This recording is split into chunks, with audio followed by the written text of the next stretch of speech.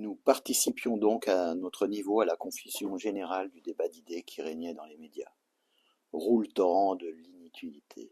Bien sûr, les arguments, pris séparément, même sans un discours construit à l'appui, restaient tout de même intéressants. Comme dans la joute verbale politique, le débat ne faisait jaillir aucune vérité universelle. Elle déclenchait seulement des petits feux de détresse dans les esprits, mais qui s'éteignaient rapidement. La période de conscience de chacun aux problèmes du monde enflait et retombait aussi vite qu'une rumeur se propageait sur les réseaux sociaux. Un grand bavardage, un bruit humain permanent et angoissé émanait de la planète bleue pour se perdre à jamais dans la solitude des espaces intersidéraux. Quelqu'un ou quelque chose pouvait-il entendre notre détresse là-haut, là-bas, bien au-delà des gouvernements mondiaux, Dieu, les extraterrestres? Le programme SETI, l'écoute de l'univers, l'envoi d'un message terrestre à destination des habitants d'un autre monde, pourrait-il nous sortir de notre solitude? Nathalie et Slim formaient un couple dynamique. David les avait rejoints sur le canapé. Ils discutaient de musique, leur passion commune. Personne ne m'avait demandé ce que je faisais dans la vie. Question absurde pour moi à laquelle je répondais immanquablement, ce truc désarmant. Ne sait-on jamais ce que l'on fait dans cette vie, où l'on débarque par hasard un jour, sans le vouloir, mis à part pour les envoyer, les missionner ou les illuminer de Dieu. Ariane avait dû leur suggérer de ne pas aborder le sujet avec moi.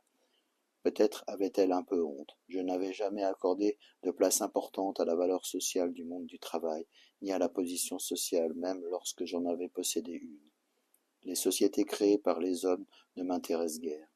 Elles pouvaient toutes se résumer à une duperie nommée pyramide sociale, à une exploitation de l'homme par l'homme, bien déguisée, et surtout à ces deux diables, le pouvoir et l'argent. Ces deux-là ne me faisaient pas bander. Le chef, l'entrepreneur, l'exploiteur et sa hiérarchie de petits suiveurs aux ordres, minables. De par ma position d'anarchiste revendiqué, pas mal de gens me snobaient. Aussi nombre de conquêtes féminines m'étaient refusées. Évidemment, cela me contrariait. Je me disais qu'ainsi je restais moi-même.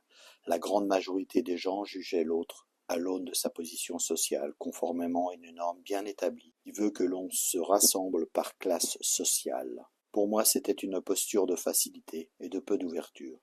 Je préférais fréquenter des gens de toutes sortes de milieux, du milliardaire au fauché, de l'aristocrate aux gens du peuple.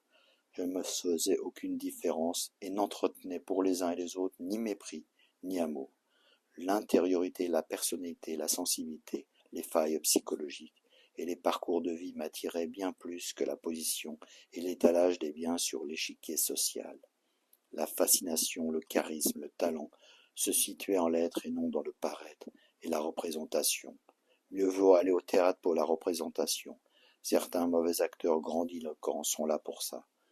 Bref, le tricorne, la rosette, les prix d'excellence, les académies et le Rotary Club, très peu pour moi.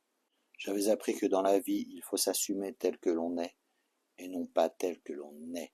David réclama du champagne, car il avait du retard dans ce domaine-là aussi. Bernard lui demanda ironiquement s'il souhaitait du bio. Ces deux-là se chambraient souvent. C'était leur façon de s'apprécier. J'appris par Ariane que Véronique et Bernard produisaient un jeu stupide qui passait le midi sur TV1. Un copier-coller d'un succès de la télévision d'outre-Atlantique appelé Jackpot ou Cagnotte. Il produisait aussi sur la chaîne 5 du service public un magazine reconnu pour sa qualité et dont la longévité devenait un fait de société. L'émission des paysages et des hommes mettait en valeur par de superbes images l'histoire et la géographie des régions de ce beau pays. Il y avait sûrement dans ce succès un mélange de nostalgie de nos enfances à l'école de la République, avec ses pupitres en bois et ses cartes géographiques griffées Armand-Collin, accrochées au tableau noir et d'ancrage profond à la terre et aux racines rurales de chaque citoyen.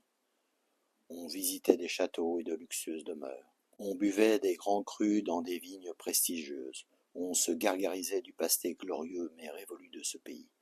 On poussait des cocoricots devant l'étalage de la richesse de nos traditions et de notre gastronomie, devant notre culture et notre histoire 2 fois millénaire, devant nos paysages si variés et mis en valeur par les mains expertes de nos paysans, et aussi devant nos artisans parmi les meilleurs du monde.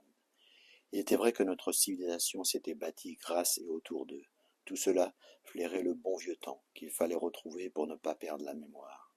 Il est vrai que le pays avait produit aussi de grands hommes qui avaient forgé une nation enviée dans le monde. Mais ce pays était devenu plutôt un pays de commémoration qui regardait plutôt son nombril que l'horizon qui se profilait. On se proclamait sans vergogne le pays des droits de l'homme, le pays phare de l'humanité. Quelle arrogance! Les heures sombres de notre histoire, telles le commerce triangulaire ou la collaboration et sa rafle du Veldiv, passaient à la trappe.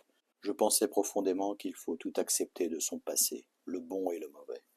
On commémorait moins par commisération pour nos morts que pour mieux se rassurer et s'assurer que ce grand pays ne disparaissait pas tout à fait dans le flot de la mondialisation galopante. On commémorait donc à tour de bras. Je pensais aux poilus qui avaient laissé leur nom gravé dans la pierre des monuments aux morts de nos chers villages. Je songeais à leur mort souvent inutile dans cette première guerre mondiale inepte et dévastatrice, la patrie reconnaissante. Les téléspectateurs assidus qui regardaient des paysages et des hommes pouvaient toujours rêver durant 52 minutes qu'ils n'étaient plus enfermés dans un bâtiment de béton sans espace vert alentour, au fin fond d'une banlieue dortoir ou défavorisée. Vendre du rêve et du prestige à ceux qui en sont privés, une recette lucrative pour nos marchands de rêves audiovisuels. Bernard avait entendu Ariane d'une oreille. Oui, je sais, Marc, que nous produisons un jeu de merde. C'est pour essayer de maintenir notre beau bébé en vie, créé il y a déjà 20 ans. C'est la loi de ce job, en se tournant vers David, Nathalie et Slim, comme dans le cinéma et la musique. Nathalie. En effet, le label jazz ne survit dans notre catalogue que grâce aux derniers rappeurs à la mode et autres sous-produits issus du dernier télécrochet le plus populaire. Demande à David comment il galère pour son dernier disque à convaincre les majors. David acquiesça de la tête sans dire un mot. Slim. Tu n'es pas un vrai musicien? Tu n'es pas un vrai chanteur? Tu n'as pas de voix? Pas grave, mec, on te fabrique sur l'heure un style et une carrière. Des textes intelligents et sensibles? Pas besoin, jeune fille. Les gens écoutent des paroles débiles et ça leur suffit. Depuis les années 60, la musique se vend comme un shampoing ou du papier cul. Études de marketing à l'appui. Oubliez les directeurs artistiques et bonjour la musique showbiz, paillettes et confettis. Sans oublier ces chaînes musicales qui nous passent en boucle des clips où des rappeurs se pavanent dans de grosses bagnoles décapotables avec des blondes à gros nibards. Les rebelles d'aujourd'hui, quoi, à se tordre de rire. Finalement, je crois que leur rêve est simplement de vivre et de posséder comme des bourgeois. J'aimais bien le style direct de Slim. David. En parlant de ça, j'ai lu récemment dans un magazine de musique classique que de jeunes divas bien roulées s'affichaient de moins en moins couvertes sur les couvertures de magazines et les affiches de spectacles, apparemment efficaces pour booster les ventes de la flûte enchantée ou se déniaiser sur un air de Carmen. Véronique. Oh là là, la bande de vieux machins, vous allez bientôt nous chanter le fameux « C'était mieux avant ». Oui, maintenant, ils sont tous nuls. Et allez. Nathalie. Véro, ils confondent tout. Ils parlent de la chanson, mais pas de la musique. Elle reste vivante et en perpétuelle évolution. Elle ne cesse de s'enrichir de tous les courants des musiques du monde qui fusionnent en une pléthore de nouveaux genres qui naissent sans cesse. Bernard. Et la techno ou la dance, c'est encore de la musique? Oui, certainement, mais avec peu de notes. Et le rap qui fait l'économie de la mélodie? Et la musique expérimentale? Elle a plus de notes, mais il faut chercher l'harmonie. Pour terminer, tout le monde rigola. Le débat partait en vrille comme à l'accoutumée. De quoi parlait-on au juste? La soirée se poursuivit dans une gaieté communicative. On décida avec Ariane de rentrer en arpentant les rues de la capitale, main dans la main et dans la douceur d'une première soirée d'été. Ariane me dit en souriant que j'avais plu à ses amis et qu'ils aimaient mon humour, moi qui pensais les avoir agacés.